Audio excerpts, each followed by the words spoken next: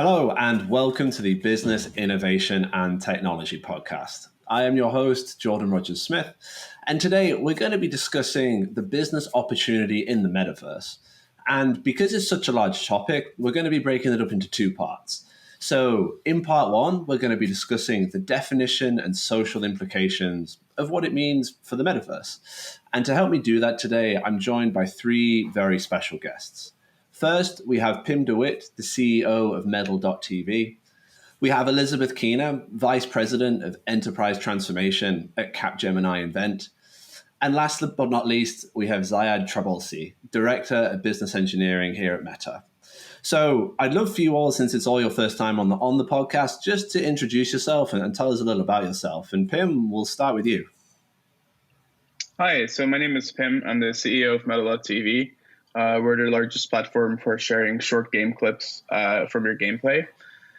And I started my career in modding RuneScape servers. So my background is in primarily MMOs, modding MMOs, and building communities. I did that for 6 years and spent maybe 2 or 3 years of my career outside of games. But other than that, 6 years modding RuneScape and building private servers, and then another 6 years now building Metal.tv. Yeah, that's it. Awesome, welcome. And Elizabeth, tell us a bit about yourself. Hi, great to see you all. Elizabeth Kiehner here, based in the New York City area with Capgemini Invent. I am part of a practice called Workforce and Organization, and I'm also leading globally a new strategic offering within Capgemini called Reinventing Work. So as I think about defining the metaverse, that I think could be an essential component as we think about reinventing work. And although I spent the first half of my career largely focused on customer experience, I'm now turning my lens to employee experience and often see that the two, customer experience and employee experience, can be two sides of the same coin. So really excited about the conversation today and what we uncover as we integrate CX and EX to see how we might use technology to transform our experiences at work and at play going forward. Thank you. And lastly, Ziad.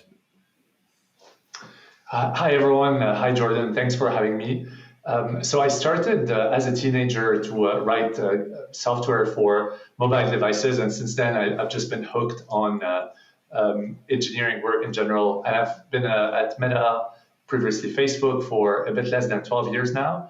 I'm currently supporting the Reality Labs business engineering teams on infrastructure, devices, and apps. And I'm really excited to be here today to discuss the metaverse. We at Meta really see the metaverse as the natural evolution for the company that will help us being closer to the mission to connect people in ways that were never done before. And so I think we're going to kick straight off, really. And Ziad, since you just mentioned it there, I'm going to come straight back to you. And really, for those who have heard the topic of the metaverse, it's been a very since Meta recently changed its name, it's become a very hot topic in the media and for discussion overall. But really, for those who haven't necessarily got anything more than a superficial understanding, like really, what is the metaverse? Like, what does it actually mean? Like, what does that word actually mean? Absolutely. So all of us have been, discussing and hearing about metaverse maybe for the last year, although the word itself was coined in the early 90s. Essentially, the metaverse, the way we see it, and everyone will have a slightly different definition, it's the next evolution of technology, of social technologies and technology in general, that will serve as the successor of the mobile internet. So essentially, with augmented reality and virtual reality, the creation of the metaverse will allow for virtual spaces, immersive 3D experiences that are interconnected and that will allow someone to interact with the metaverse itself or with other people on the metaverse that aren't in the same physical space as you. So it's not about replacing in-person experiences, but it's more about making what we do online better and a lot more meaningful, and to add this sense of presence and this feeling of proximity and being close to one another, regardless of physical distance. So to bring that to our online experiences. Sure, Ziad, just picking up on what you said about presence, I think the metaverse has huge potential to include feelings like emotion and bring space and speech and gesture, even perhaps touch and smell into the experience. what's most interesting to me from a business perspective is that the metaverse represents a strategic economic shift that will generate business opportunity in practically every sector. And as you mentioned, we see this as a container, and as you also mentioned, a network of decentralized virtual spaces. And they could be, anyone can join, from a startup to a scaled organization. So very, very curious to see how we integrate CX and EX and all of the variants of user experience as we explore what this world might look like. So I've heard this, what is the metaverse? I've heard this debated many times. And the best definition that I've heard so far that I can relate to a lot is that the metaverse is a point in time, not necessarily a place, on each individual level where someone starts deeply caring about their digital self and appearance as part of their identity. And the reason why this feels more imminent now is for two reasons. One, with COVID, everyone expressed themselves through the digital identity a lot more than they used to, and they hung out in online spaces and games a lot more than they used to, and so their digital self became part of their identity because that's how they connected with people. And secondly, for an entire generation, games are the most social medium of engagement. I think if you ask most people whether they prefer games or feeds, right? Almost everyone spends most of their meaningful time with friends in games, and they don't spend them necessarily on static feeds or like 2D apps. It's immersive worlds where they can have fun with their friends and create memories. And so that's how I look at it. So it's a time in someone's life individually where their digital identity becomes part of how they look at themselves. And that just happened to be accelerated for an entire generation, where it became where it moved from this. Usually this inflection point is asynchronous, so it's different for everyone. And then during COVID, that inflection point towards the metaverse all of a sudden became synchronized for the entire planet, right? And that is why I think we've sort of moved forward, and that's what we're feeling today. So I think the point on Gamespam is a very interesting one, and most people who aren't familiar or deeply knowledgeable about the metaverse, their first mental model is going to go to, oh, well, that's just a gaming thing, that's just, it's just a thing where people go and they play games together. And so I think that brings up two very interesting questions. And the first is that, for people that think like that are non-gamers, like, how do you get them to understand what the metaverse is? But on the flip side for that, for people who are gamers that deeply understand it, how do you get them to be accepting and become acclimated to the non-gamers that eventually will end up in the metaverse? So like, how do you see that, and how do you think about that potential tension that could arise? So essentially, in the 90s, a lot of computing was first used by gamers, and most platforms in computing in general for the past 50, 60 years initially are adopted by gamers as early adopters, and then generally make their way to other usage for entertainment and for work and productivity and for the general population. So, back 30 years ago, when games started to become popular on PCs, we never imagined 30 years down the line that everyone would be using the mobile internet and use it in our everyday lives. So I do think that a lot of the metaverse and a lot of virtual reality technologies and augmented reality, to a certain extent, with Pokemon Go a couple of years ago, that really paved the way of AR. It's maybe not possible for us to see how it's going to make its way to the general population and to other applications, but it definitely will. It's not a matter of will it happen, it's a matter of when it will happen.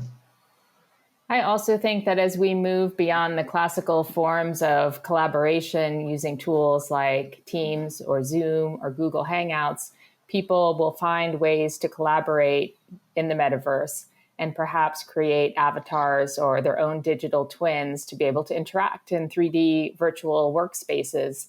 In addition, as we all know, there's huge implications for the metaverse when we think about employee onboarding as well as training, and giving people training experience that isn't just watching static videos in a moment in time, but giving an environment for people to practice their skills. And that's how you actually reach a point of more profound capability building, which could also be, of course, gamified and made competitive as well. So there's a lot of far-reaching implications as to where this might stretch, even looking into the educational domain or upskilling within corporate settings.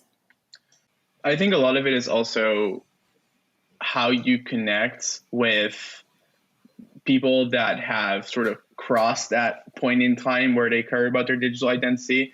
So, for example, I play Rocket League with my nephew very often, and it's just like I have more memories with him inside the game than outside the game because I live across the country, and so a lot of what I think is going to onboard people into this metaverse space is actually the fact that it's just going to be how people connect. It's the same thing why Facebook worked, right? It's the same thing. It's how a new generation of people connect with each other, and I think we'll see that sort of natural blend over the years as different pieces of content come out that kind of engage different people, and that point will happen for everyone at some point.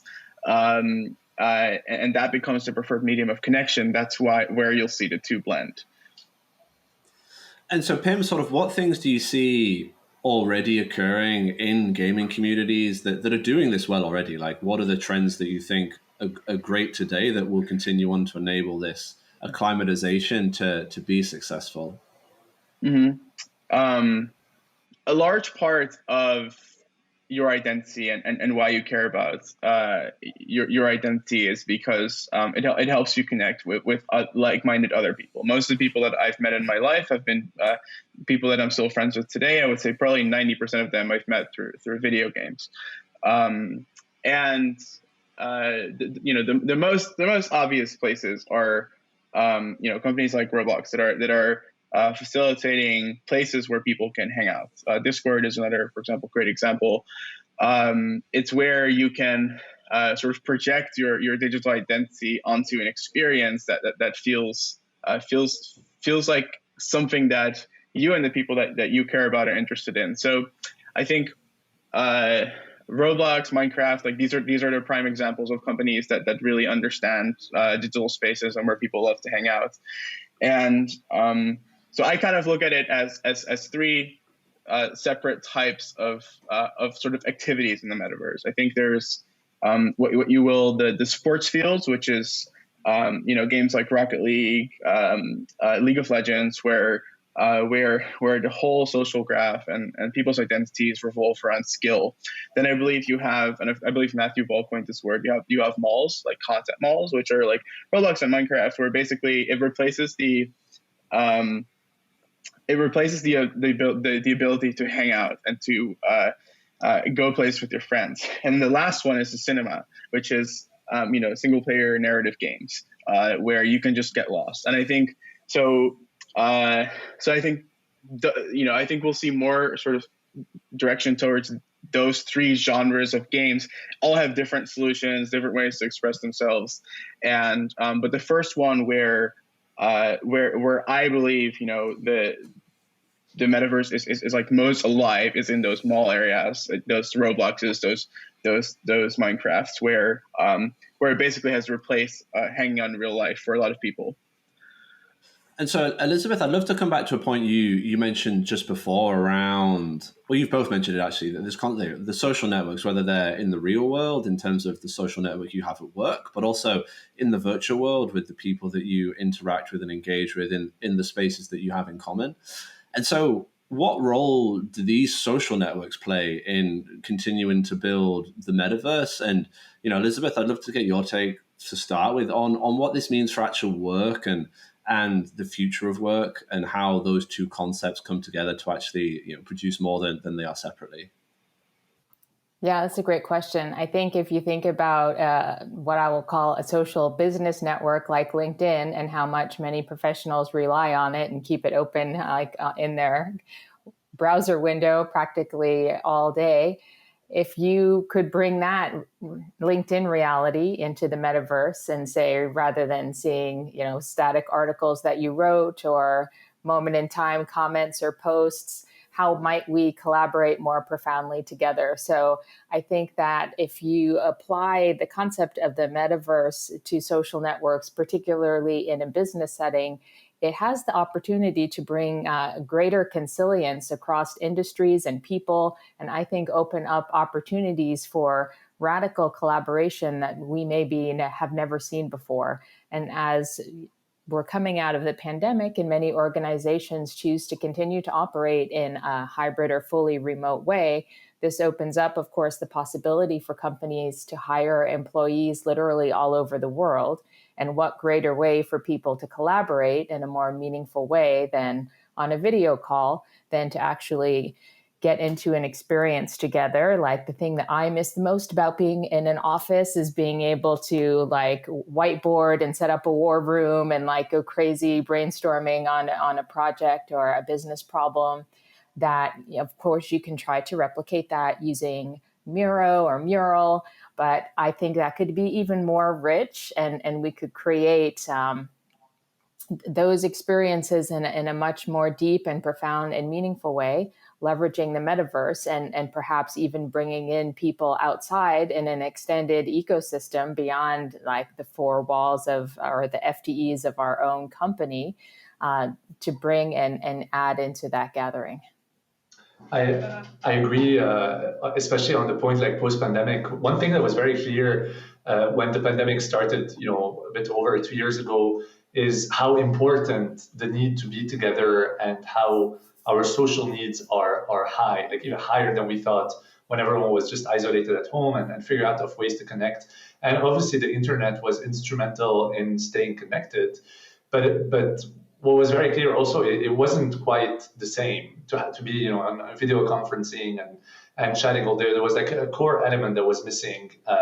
So this is what I think the metaverse will be able to bridge from a social perspective, whether it's at work or in a non-work setting. So definitely, if you think of chatting in virtual reality and being in a business meeting, with 6-7 people in the same virtual room and being able to glance left and right to see people, to hear people differently based on where they are in this virtual room, to be able to go up, stand next to a wall and write, or lean into the table, lean back, have a side conversation. All of these things that are impossible to do in regular video chatting will be possible in the metaverse, and will really augment this reality and add the sense of presence to our discussions. Also, from a social perspective, instead of just hanging out on whether it is a game or just chatting with someone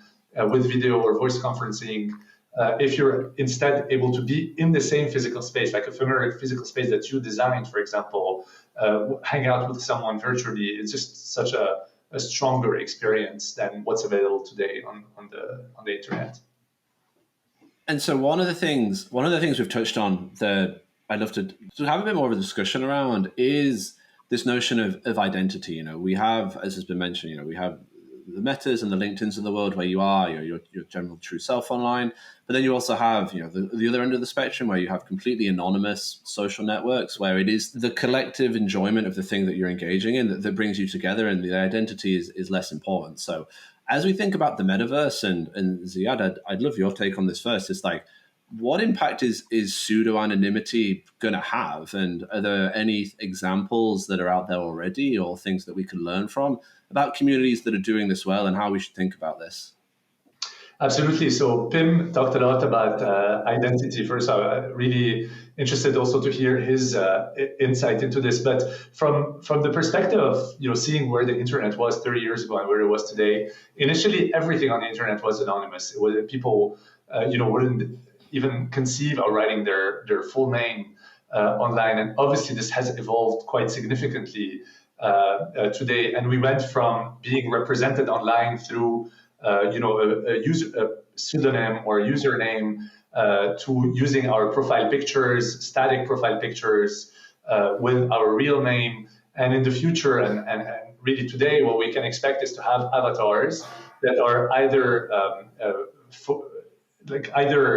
photorealistic or not, that allow people to fully express themselves in the way they want to express themselves, to live and to transport themselves across different metaverses, while carrying over their acquired gear along the way. Like if you buy an NFT, you put it on a T-shirt, it's yours, and you can carry it around wherever you are. I think the pseudo anonymity and anonymity in general is going to be quite important to have in these digital spaces, especially if you're in a metaverse that is fully public.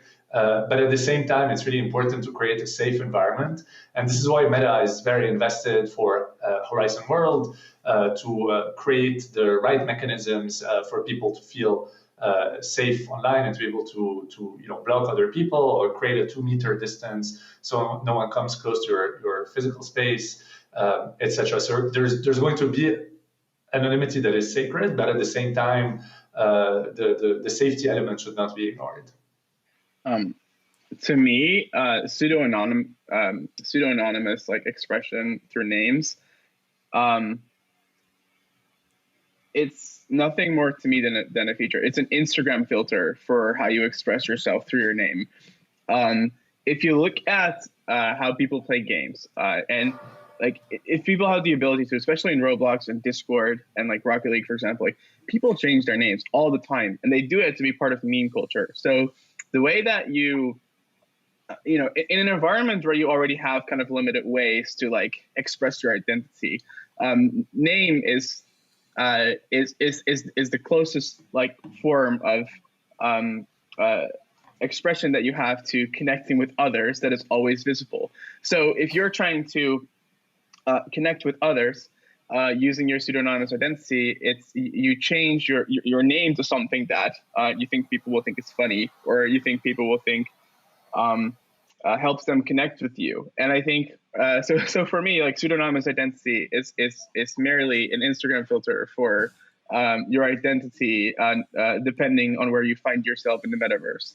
I have probably 10 different pseudonymous names in different games because all the meta is different, right? The culture, the meme culture is different. And so for me, pseudonymous identity is the only way, in my opinion, that we connect with each other, because it is how we learn to connect on the internet. And I think the second part to that is that one of the things that's really interesting that's happening, for example, in blockchain, is that there are entire communities that are like financially, performing together with complete anonymity or pseudonymous aliases, and their entire trust system revolves around like the proof of work that they've done, whether it's their GitHub commits, their sort of on-chain comments, what they've written. And so what this means is that everyone has an opportunity in the metaverse. It's a leveling ground, right? If your identity is tied to what you can do as opposed to who you are, I think it makes a lot of things better, and maybe it also makes some things less good. But that is how I look at pseudonymous identity. As we think about name as well, I think that the gender implications can be interesting. Do people want to show up as male, female, gender neutral? I think I'm curious to see how that manifests in this reality as well. As a woman, I would be personally interested in doing an experiment to see how I would be perceived differently, either appearing as a man or in some gender neutral way. So I think there'll be some interesting social experiments that we can do in the metaverse as well. And so for my final question for the episode today, I want to go around each one of you and leave us with what is the trend that's being accelerated that excites you the most about the metaverse. So it could be a long way off. It might not be here today, but I'd love to get a sense ahead of our next episode where we're discussing the opportunities and really the applications of the metaverse for each one. What is that trend that you can see coming on the horizon that gets you really excited about the metaverse? So, Ziad, I'd love to start with you. Absolutely. I'm really interested in human-computer interaction in general. And I really think as part of the metaverse fully coming to life, there's going to be an emergence of a next-generation computing platform that will allow us to interact with it in a novel way. So, for example, some of the tech that Meta has presented so far with haptic gloves that allow you to feel texture and the sense of touch in your hand, and you can be carrying an object in the metaverse in a virtual world, and you can feel it in your hand. I'm really excited about the opportunities that this brings in terms of sensations as part of the being in these virtual worlds. And I think there's also going to be a lot more there at being able to interact with physical spaces in ways that we cannot interact with right now. For example, with electromagnetic analysis of signals happening from your brain to your limbs. We're able to pick up on these signals and then control hardware with that. So it's just like two examples that are really mind-blowing, and that will probably change over the next years and decades how we even deal with computers. Yeah, I'm very curious about new opportunities for learning and development. I feel like the pandemic was a great opportunity for schools and universities to really transform, and I don't know that we fully took advantage of that. So I'm curious to see how education interactions and giving people meaningful space to be able to practice what they learn can get shaped within a more social sphere and using this technology.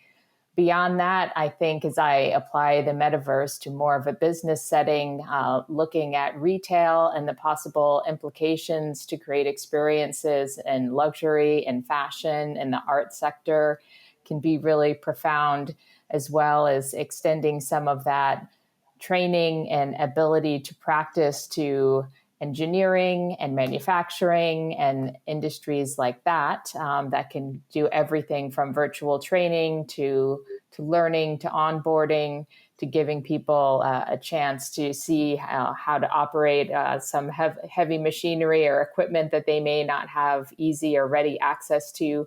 And then, of course, in healthcare, there's huge implications. And for many years in the healthcare industry, we've been talking about digital twins and the like. So I think this will create more lifelike training and the ability to really enhance patient experience in meaningful ways. I'll start with two things that I think are interesting. One is more macro, and one is more as it relates to us. So our mission is to help people create memories while they're physically apart. And the interesting thing about the metaverse specifically is that in the real world, you have to pull out your phone in order to capture a moment, which means you largely miss the moment itself through your own eyes. In the metaverse, because most of it is rendered on hardware, that actually means that the hardware can, for example, capture for you, and you don't have to miss the moment itself. And why this is relevant is some of the things that we're working on is, for example, computer vision to detect when the key things are happening when you and your friends are playing, which means that you can experience things and you don't have to miss the moment itself in order to create meaningful memories, which is like distinctly different from real life, which is why I think it's interesting to point it out. The second thing, which is more macro, is that for an entire generation, gaming and social are the same thing. And if you look at different generations growing up, like every generation is more inclined to play games. And so it's a blank space for builders. It means that there are so many different applications that are going to be built for that generation where gaming equals social. And I would just encourage everyone to go out and build stuff. And I'm really excited to dig into a lot more of this in the next part of our series on the metaverse. So that's all we have time for today. So I do want to thank Ziad, Pim, and Elizabeth for joining us today. There will be links in the show notes to any content or things we made reference to throughout the episode. And I just want to leave us by saying thank you for listening to the Business Innovation and Technology podcast. If you've enjoyed today's episode, be sure to subscribe and leave us a 5-star review.